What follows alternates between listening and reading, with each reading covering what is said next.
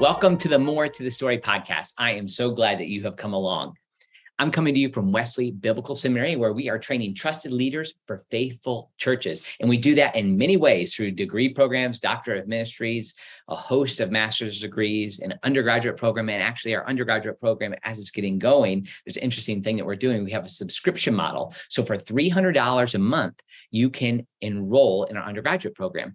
Secondly, we have the Wesley Institute that's starting, which is a 9-month program that takes you through every book of the Bible and is taught by a seminary professor in a 2-hour session. And it happens every week starting in September. So you can check that out. There's a link to that in the show notes here. Also, my thanks to Keith Waters and WPO Development. They do mission planning studies and feasibility studies and capital campaigns all around the country. They've been incredibly successful with more than 200 organizations who they've successfully served. And they do this in a beautiful way. And I can testify to the way that Keith and his team are able to come alongside people and help them realize their vision and realize how a community can support the work they're doing. So today, you might have found my title interesting.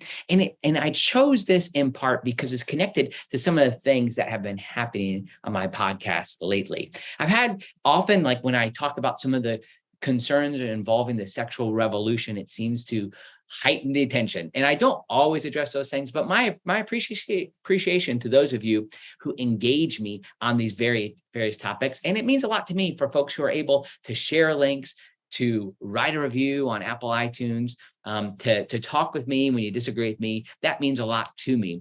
And I want to highlight Pizza Hut, American Girl dolls, and Acts 9. Now, that might seem like a funny way to start, but I'm going to do that first by highlighting a recent meme phenomenon. Now, this is something, and those of you who are able to check this out, you'll find this interesting as we look at this. I come at this in a different way.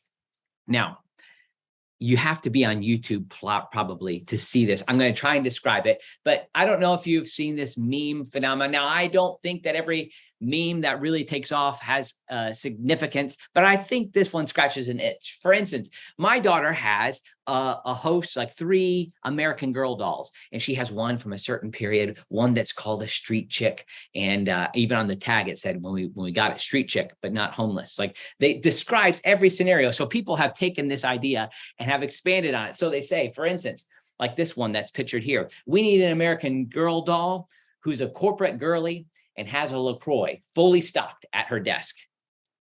We need an American Girl doll who shops at Trader Joe's. And you can then see that, you know, she's there dressed just like you would be if you went into Trader Joe's. And then we need an American Girl doll who goes on hot walks in her Lululemon belt bag and hydrates with LaCroix. Of course, then we need an American Girl doll who cried when Nick Jonas was diagnosed with diabetes. We need an American Girl doll who was in the room when the fly landed on Mike Pence's head. We need an American Girl doll who's responsible for blocking the Suez Canal.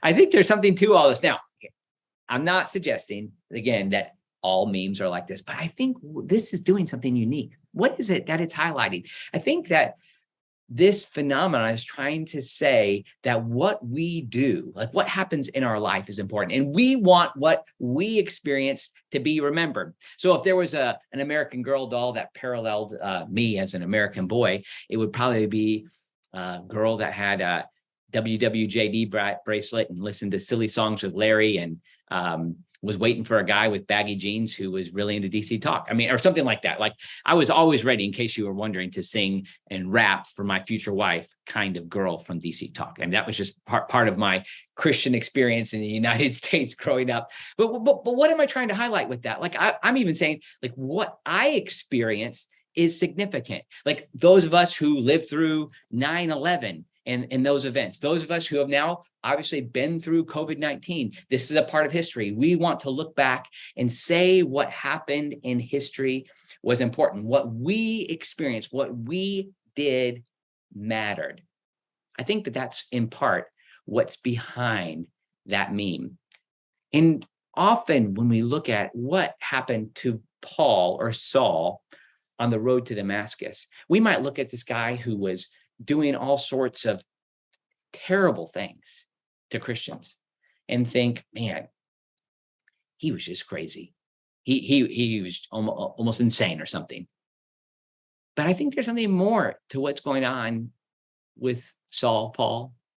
I mean, he was trying to say, my days are significant. The things that I'm doing matter. Like, I'm committed to this idea. I am committed to the idea of like the narrative of who the people of Israel are supposed to be. And this Christian group is getting in the way. Hence, we see him at the end of Stephen's stoning being the one who is collecting coats and approving of his murder. But then if you just look in chapter 8, we see the way that Paul or Saul is engaged in this situation. It says in verse 3, Saul was ravaging the church and entering house after house. He dragged off men and women and committed them to prison. And then in verse 1 and 2 of chapter 9, which is probably what we're most familiar with. I mean, just listen to the language that the NIV says. He was breathing out murderous threats against the disciples of the Lord. He went to the high priest and asked him for letters to the synagogues at Damascus, so that if he found any belonging to the way, men or women, he might bring them down to Jerusalem.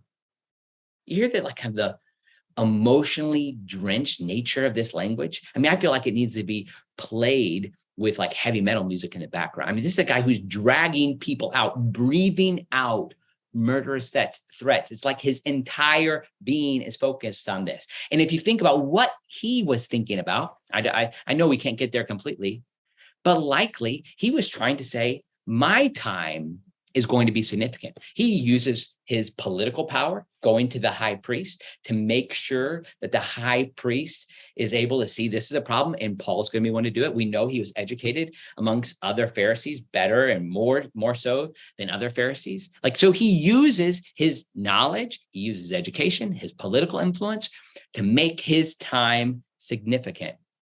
And it's at this point that we see the pivot come in Saul or Paul's life. Now, sometimes we think that Saul had a dramatic moment where his name changes, like, because we have Abraham and all sorts of other people whose name changes, like, or we think of Peter's name changing from Simon to Peter. But we don't have that necessarily in Saul. He probably just used a different form of his name to be able to get into different communities. There's like a missiological reason that he often went by Paul. But nevertheless, like, he has this dramatic moment that happens in his life when he is called out, Saul, Saul, why do you persecute me? Comes from the Lord. Now, I want to share some other pictures as well while I'm in the middle of really using YouTube as much as I can. Here is another screen that's going to come up. And this highlights something that maybe I have become a little obsessed with. Now, I didn't realize this. You can see in the screen, there is a picture of a classic Pizza Hut. Now, I grew up, and probably for the first, not just growing up, for the first 40 years of my life, I had pizza every Sunday night. Now, recently I have gone more basically gluten-free, gluten and dairy-free, and I haven't had pizza as much lately.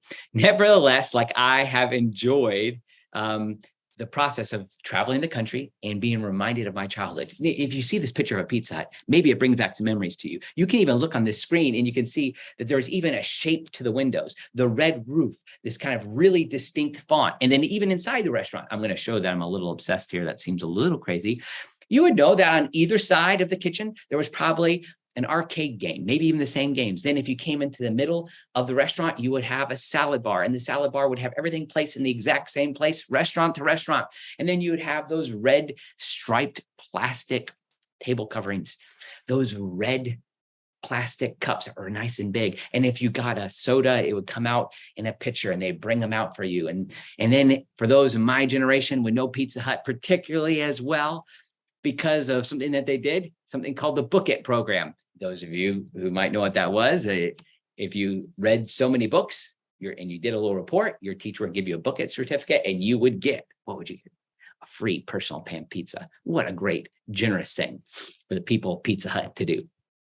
Now, I obviously like Pizza Hut, and I've enjoyed pizza in my life, but I have found it interesting to see repurposed Pizza Huts around the country. Now, I didn't know that I was obsessed with this till about 2 weeks ago when my family and I were driving across Alabama, and we were in Selma, Alabama, and I looked across the street, and there was a Pizza Hut building that was now functioning as a sushi place. Now, why was this interesting? I said to my family, look, I pointed over across the street and I said, that has to be an old Pizza Hut. And then my wife, after 2 decades of being married to me, said, yeah, you pretty much say that every time you see an old Pizza Hut. She said it in a very nice way, but she said too, in kind of that little way, yeah, you seem to be obsessed here. And I had to admit, yep, I am. So to further the point of my obsession, let me show you a few of these other Pizza Huts around the country. So for instance, you can see we have a Pizza Hut that might come in. Here's a Liberty Income Tax Pizza Hut. Now, if you're looking on YouTube, watching on YouTube, you can see that it has the Pizza Hut windows, and you can see that people are going in and doing their taxes, but they are not just doing their taxes. They are doing their taxes in an old Pizza Hut. It might even have one of the old chandeliers that had kind of I call it the Pizza Hut stained glass window type of chandelier or light fixture that would come down. Okay. To me, there's no getting around the fact that has to be a Pizza Hut. Then let's see some other examples. Now, this is a Denny's. Now, if you look close in this picture, they've done everything that they can to hide the fact that this was clearly a Pizza Hut. But it has a red roof, and it has that column that comes right up in the middle of the roof, and it says Denny's America's Diner. But there is no hiding the fact that that is not America's Diner. They were serving pepperoni lovers long before they were serving bacon and eggs. So there's one. Here's one that was turned into a Five Guys, a pizza. Now, Five Guys didn't even try to hide that much. They just kept this, it had the same colors. It seemed to fit in well, but there's no doubt that instead of having those peanuts and hamburgers that are nice and greasy, it used to serve greasy cheese from Pizza Hut. Here's one that's trying to hide it. Subway, a Pizza Hut turned into a Subway. No doubt about it. They tried to accentuate the roof in such a way so that it would be distinguished, but you can't fool me. I know that was a Pizza Hut. Then you'll even find some that are an insurance office. There's an insurance office in an old Pizza Hut. Again, this one has a beautiful view, and you might be in there working on your car insurance or your home plan, but I'm telling you, that is a Pizza Hut. And then finally, one that's close to me here, the Asian Kitchen.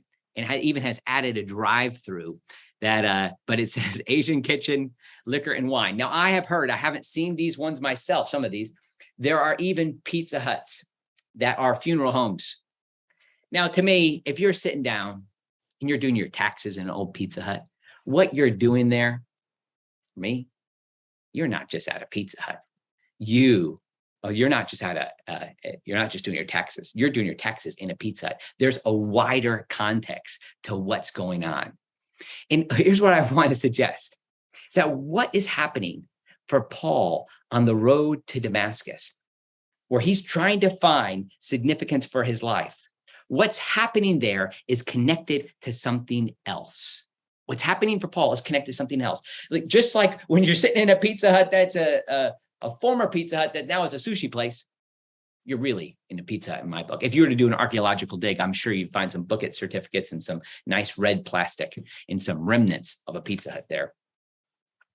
What's going on in this scene is different than even Paul understands. He thinks, after all, he is persecuting this movement that has risen up to take over the church. And even if we just think about it in light of what is happening in Paul's life when he realizes that this is Jesus, when he has this conversion moment, even that is more. It's about more than just him. As the name of my podcast, there's more to that story. And Paul has to realize here that even as he confronts Jesus, that his journey is not his own. He has to own that his journey is not his own. And that's the exact same thing that happens with Ananias later in this verse as well. I love the way Ananias responds to Jesus. In verse 10 of chapter 9, it says, now there was a disciple at Damascus named Ananias. The Lord said to him in a vision, Ananias. And he said, here I am, Lord. I love how Ananias responds. Like all the Lord has to say, all Jesus has to say to him is his name. And then he responds like the prophet Isaiah or like Samuel, here I am, your servant's listening. I'm ready to do what you're asking. But what's interesting about this call to Ananias is it's not about him. Like he realizes like, okay, what are you going to call me to do? What's the task in front of me? Like, how is my time going to be significant? And then he tells him that he's going to interact with Saul. And, Ananias reminds the Lord, just in case he didn't know, that this guy was one who was trying to kill Christians. But nevertheless, he responds. And what Ananias does is he owns the fact that his journey is not his own. And we have to own that our journeys are not our own. Jesus's call is Jesus's. It's not ours. Jesus's call in your life and what he's asking you to do might not be about you. Now, the great thing is you get included in it. But Jesus's call is Jesus's. And that's exactly what happens to Saul as well. Paul, when he's confronted with this, he says, why do you persecute me? Now, he could have responded by saying, look, I'm not persecuting you. I'm persecuting an idea. Notice this interesting thing that I just caught this as it's translated a little differently than I had seen other places in the ESV. It says, Saul rose from the ground, and although his eyes were opened, he saw nothing. Although his eyes were opened, he saw nothing. Now, remember what happens in this story. It's so easy to jump over the fact that Paul, for 3 days, was blinded. It took him 3 days before he got to be with Ananias. So when he is in this situation, his eyes are actually opened after his encounter, after he hears Jesus's call, but he was not yet aware of what all this meant. It was incomplete. What he was doing wasn't necessarily about his healing just in that moment. And so when these two people come together, what happens is that Ananias verifies Paul's vision.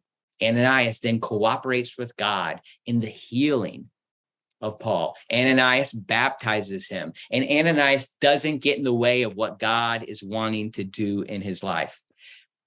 I think also it's interesting to note that when we engage Jesus, when Jesus comes to us and he calls us, we're not confronted with an idea or a metaphysical proposition. Instead, we're confronted with a person. That God, who exists as three persons, undivided in essence and co-equal in power and glory, comes to us in a personal way. We don't just come as selfish selves. No, it's like we are invited in to the eternal personhood of God in a beautiful way. And that's exactly what happens here. And then he says something even more wild, and I still don't get this. I understand this ontologically, how it all works. But somehow when Paul was persecuting Christians, he was persecuting Jesus.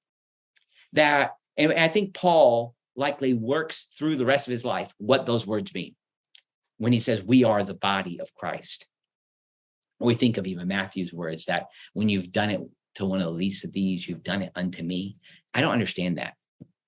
I believe it, but I don't understand it.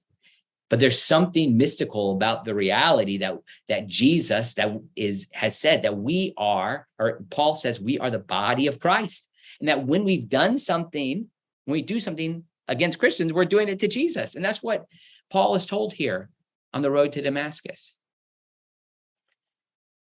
I Googled just the top summer song, and I found the Apple list. I don't know if by the time this podcast comes out, if it'll still be a number one song.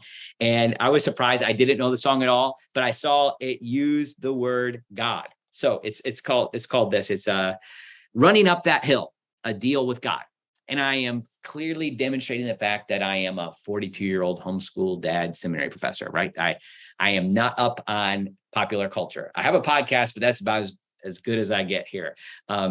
So apparently this song has really made it because it's a part of the Stranger Things TV show. I haven't ever seen Stranger Things. Judge me as you will. And I know I probably should for the sake of connecting with students or something, but I don't know. I don't know what's stranger about Stranger Things, but there it is.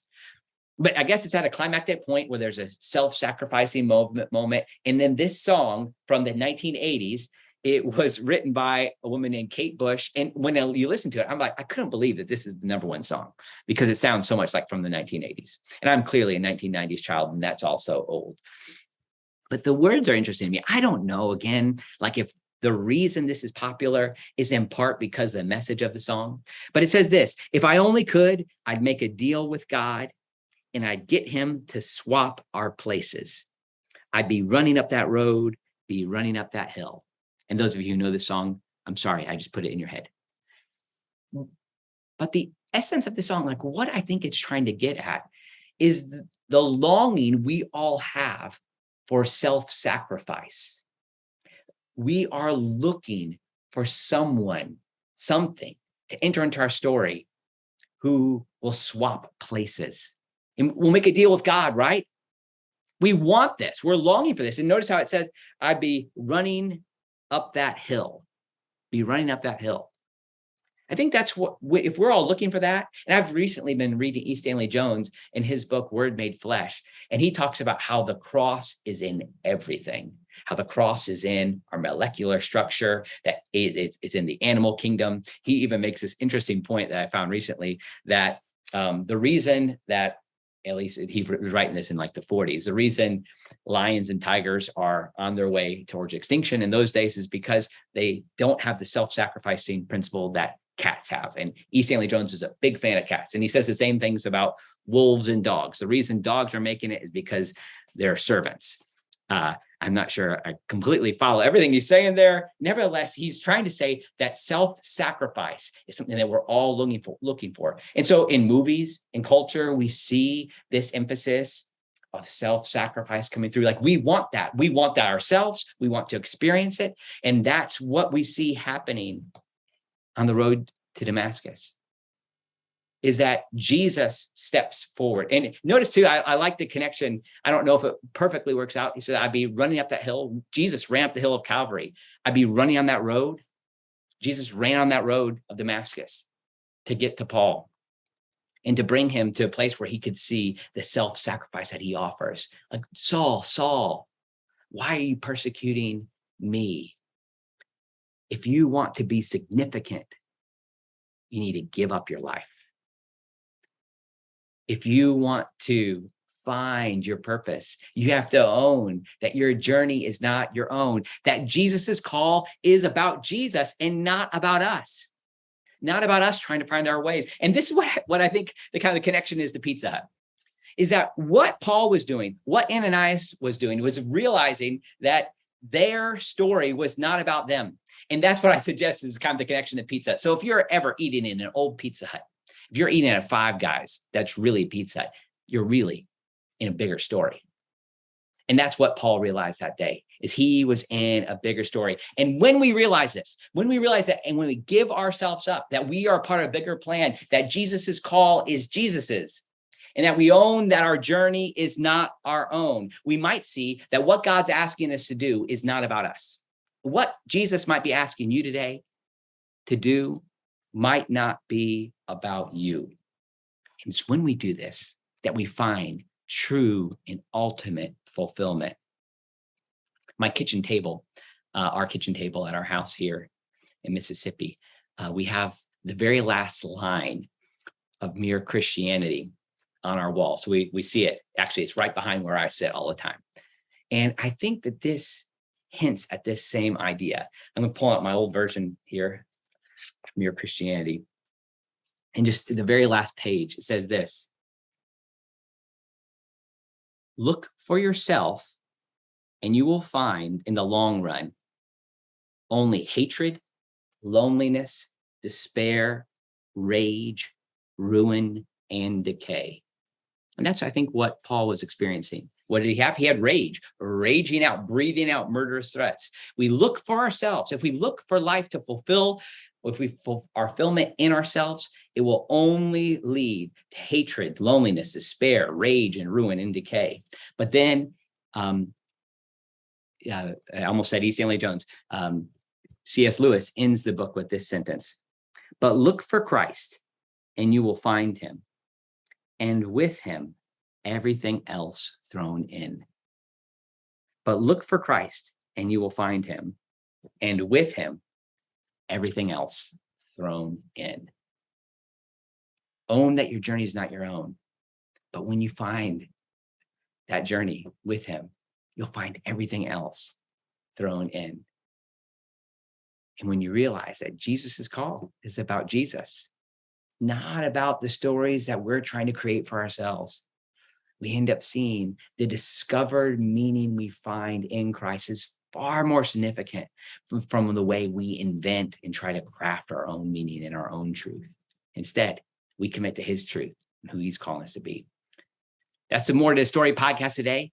Thanks for checking this out. We're going to have some more interviews coming along here soon. If you're interested in some of the other things that we offer, you can go to my website, andymillerthird.com. That's andymillerii.com. I have my Jude course that's there, and we're really thankful for people who are accessing that. If you're interested in that, it's a 6-week course that's available for folks, for small groups, Sunday school classes. There's even some boards that are using it as a way to have their own Bible study. People have used it with their families. So I'd love to make that available for you. If you're interested, you can check that out at my website. Thanks so much for checking this out. God bless you.